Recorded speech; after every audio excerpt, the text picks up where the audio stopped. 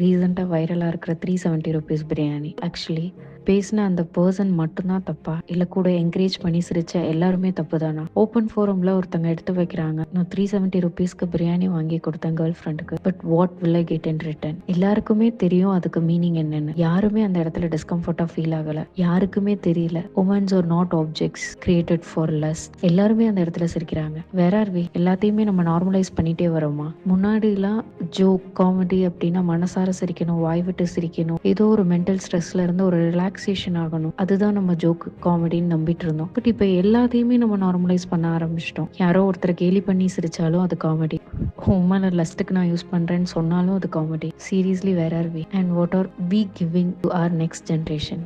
பெரிய question mark இல்லை. இப்போ இதெல்லாமே நம்ம நார்மலைஸ் பண்ண ஆரம்பிச்சிட்டோம்னா நமக்கு அடுத்த வர ஜென்ரேஷனுக்கு எது சரி எது தப்பு? நான் என்ன பேசினாலும் சிரிக்கிறாங்க, நான் என்ன யோசிச்சாலும் அதுக்கு பெருசா கண்டுக்கிறது இல்லை, அப்ப நான் நினைக்கிறது நான் யோசிக்கிறது எல்லாமே சரிதான். நம்ம எல்லாத்தையுமே நார்மலைஸ் பண்ணிட்டே வரோமே. ப்ளீஸ், உங்களுக்கு ஒருத்தவங்க ஒரு ஸ்டேட்மெண்ட் முன் வைக்கிறாங்கன்னா அதை அப்சர்வ் பண்ணுங்க, அதை ரியலைஸ் பண்ணுங்க. அவங்க தப்பா முன் வைக்கிறாங்கன்னா please come forward and say this is not right. அவங்க சொல்றாங்க அப்படிங்கிறதுக்காக நம்ம அதை என்கரேஜ் பண்ணி சிரிக்கணும்னு எந்த ஒரு அவசியமும் இல்லை. And please think twice before you speak. Thank you.